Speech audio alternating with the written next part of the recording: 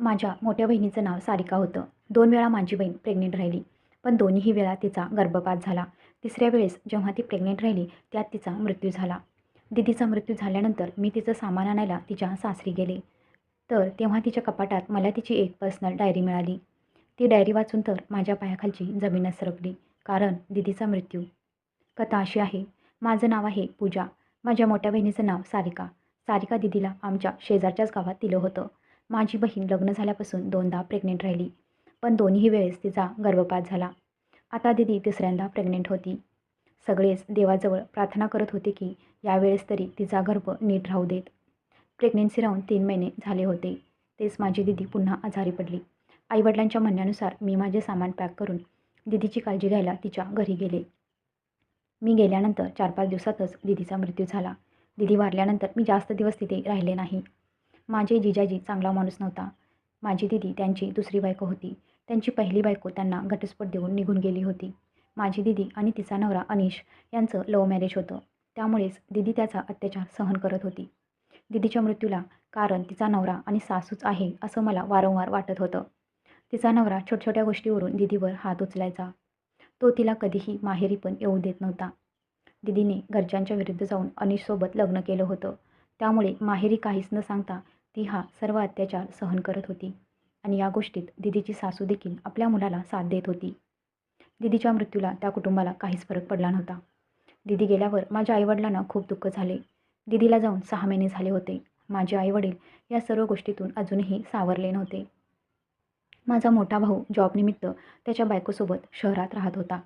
आमच्या 3 भावात सगळ्यात छोटी मीच होते. त्यामुळे आईवडिलांची काळजी घेण्यासाठी मी माझं पुढचं शिक्षण सोडलं. आता माझ्या लग्नासाठी स्थळं बघायला सुरुवात झाली.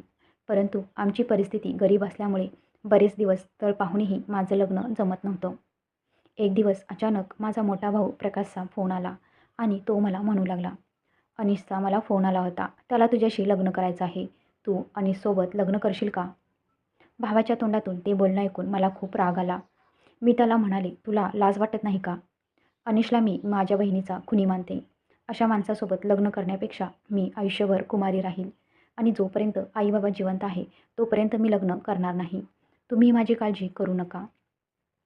असं म्हणून मी फोन बंद केला. दुसऱ्या दिवशी मला अनिशचा फोन आला. मी त्याचा फोन कट करून सायलेंटवर केला. त्यानंतर अनिश मला वारंवार फोन करत होता. मी रागातच फोन उचलला आणि त्याला म्हणाले, "आता तुला आमच्याकडून काय हवं आहे? का तू वारंवार फोन करून मला त्रास देत आहेस?" त्यावर अनिश म्हणाला, "एवढा राग चांगला नाही. मला माहीत आहे तुझ्या दीदीसोबत माझं वागणं चांगलं नव्हतं.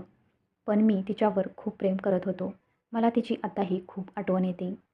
कधी-कधी वाटतं आत्महत्या करावी." मग मी म्हणाले, "आत्महत्या करायची असेल तर कर. नाहीतर एखाद्या वेड्याच्या इस्पितळात जाऊन भरती हो. यात मी काय करू?" असं म्हणून मी रागानेच फोन ठेवून दिला. मी नंतर विचार केला की दीदीच्या शेवटच्या दिवसात मी दीदीसोबतच होते. पण या दिवसात तिने कधीच अनिशबद्दल तक्रार केली नाही आणि कदाचित तो सुधारला असेल आणि त्याला दीदी जाण्याचं दुःख पण आहे. यावेळेस त्याची मनस्थिती चांगली नाही. अशा परिस्थितीत त्याच्याशी बोलणं गरजेचं आहे. असा विचार करून मी अनिशसोबत बोलू लागले.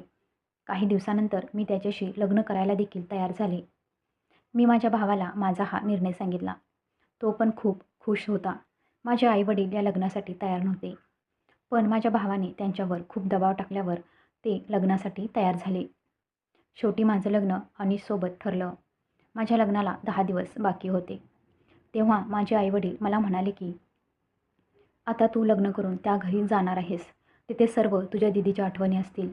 त्यामुळे तू लग्न होण्यापूर्वी तुझ्या सासरी जाऊन सारिकाचं सगळं सामान इकडे आणून ठेव." म्हणून मी दीदीच्या घरी गेले. त्यावेळी अनिश काही कामानिमित्त बाहेर गेलेला होता. घरी अनिशची आई एकटीच होती. त्यांनी दीदीचं सामान मला नेण्याची परवानगी दिली. म्हणून मी दीदीच्या रूममध्ये जाऊन तिचं कपाट उघडू लागले. तर त्या कपाटात मला दीदीची एक पर्सनल डायरी मिळाली, जी दीदीने स्वतः लिहिलेली होती. मी ती डायरी आणि बाकीचे सामान घेऊन घरी आले. घरी आल्यानंतर मी ती डायरी वाचू लागले. तर ते सर्व वाचून माझ्या पायाखालची जमीनच सरकली. अनिश आणि त्याच्या आईचं घाणेरडं कृत्य वाचून मला आश्चर्याचा धक्का बसला. मी विचार देखील केला नव्हता की माणसं पैशासाठी एवढं घाणेरडं कृत्य करू शकतात. दीदीची डायरी वाचून मला माहीत झालं की अनिशच्या घरात सेक्स रॅकेट चालू होतं. अनिशची आई देखील त्याला या धंद्यात साथ देत होती. या लोकांनी माझ्या दिदीला देखील वेश्याच्या या धंद्यात जबरदस्ती सामील केलं होतं. ती नकार देत होती, परंतु ते दोघं माझ्या दिदीवर अत्याचार करत होते. तेव्हा मला जाणवलं की अनिशने त्याच्या पहिल्या बायकोसोबत असंच घाणेरडं कृत्य केलं असणार, म्हणूनच ती पळून गेली असेल. माझी दिदी एका गरीब गाईसारखी होती. ती या लोकांना पैसे कमावून देत होती. जेव्हा ती प्रेग्नेंट होत, हे लोक तिचा जबरदस्ती गर्भपात करत. यांनी दिदीला जबरदस्ती गर्भपात होण्याचं विषारी औषध दिल्यामुळे तिचा मृत्यू झाला. आणि या रॅकेटमध्ये काही मोठ्या लोकांचा देखील हात होता. डायरीचं एक एक पान दिदीवर झालेल्या अत्याचार व्यक्त करत होतं. तिने लिहिलेल्या प्रत्येक शब्दात तिच्या यातना लपलेल्या होत्या. याची जाणीव होऊन मी रडू लागले. रात्रभर मला झोप आली नाही. मला अनिशचा बदला घ्यायचा होता. आता मी ठरवलं होतं की या लोकांना त्यांच्या गुन्ह्याची शिक्षा झालीच पाहिजे. जर दिदीची ही डायरी माझ्या हाती आली नसती, तर माझीही तीच अवस्था झाली असती, जी माझ्या दिदीची झाली होती. दुसऱ्या दिवशी सकाळी मी महिला आयोगाच्या ऑफिसला गेले. तिथे मीरा मॅडमला भेटून मी अनिश आणि त्याच्या आईचे सर्व काळे कारनामे सांगितले आणि पुरावा म्हणून मी दिदीची डायरी त्यांच्यापुढे ठेवली. डायरीची काही पाने वाचल्यावर मीरा मॅडमला देखील धक्का बसला. संध्याकाळ होईपर्यंत अनिश आणि त्याच्या आईच्या घरी छापा पडला होता. काही महिला अनिश विरुद्ध साक्ष द्यायला तयार झाल्या होत्या. मीरा मॅडममुळे माझ्या दिदीच्या खुनाची FIR दाखल झाली, ज्यात मुख्य गुन्हेगार अनिश आणि त्याच्या आईला ठरवण्यात आलं. दुसऱ्या दिवशी मी मीरा मॅडमसोबत त्यांच्या केबिनमध्ये बसले होते. मी त्यांना म्हणाले, तुमच्यामुळे हे सर्व शक्य झालं आहे, नाहीतर मी कधीच माझ्या बहिणीला न्याय देऊ शकले नसते. माझं बोलणं ऐकून मीरा मॅडम थोड्या हसल्या आणि म्हणाल्या, मी तर फक्त माझं कर्तव्य केलं आहे. खरं तर मीच तुला धन्यवाद म्हटलं पाहिजे, कारण तुझ्यामुळे माझा बदला पूर्ण झाला. हे ऐकून मी मीरा मॅडमकडं आश्चर्याने बघू लागले आणि त्यांना म्हणाले, मला समजलं नाही. त्यावर मीरा मॅडम म्हणाल्या, अनिश माझा नवरा होता. मी शिकलेली असूनही अनिशच्या प्रेमाच्या जाळ्यात अडकले. आमच्या दोघांचं देखील लव्ह मॅरेज होतं. लग्नानंतर काही दिवसातच मला जाणवलं की मी अनिश आणि त्याच्या आईच्या चक्रव्यूहात फसले आहे. अनिश आणि त्याची आई मला वेश्यावृत्तीसाठी प्रवृत्त करू लागले. एक दिवस मी हिंमत केली आणि तिथून पळून आले. मी शिकलेले होते, त्यामुळे जीवनाच्या संघर्षात मागे हटले नाही आणि महिला आयोगात आले, कारण अशाच अत्याचारी महिलांना मला न्याय मिळवून द्यायचा होता. अनिशला मला त्याच्या गुन्ह्याची शिक्षा द्यायचीच होती, पण माझ्याकडे काहीच पुरावा नव्हता. जेव्हा मी तुझ्या बहिणीची डायरी वाचली, तेव्हाच मला कळालं की आता मात्र अनिशच्या पापाचा घडा भरला आहे. शेवटी अनिश आणि त्याची आई या दोघांनाही जन्मठेपेची शिक्षा झाली.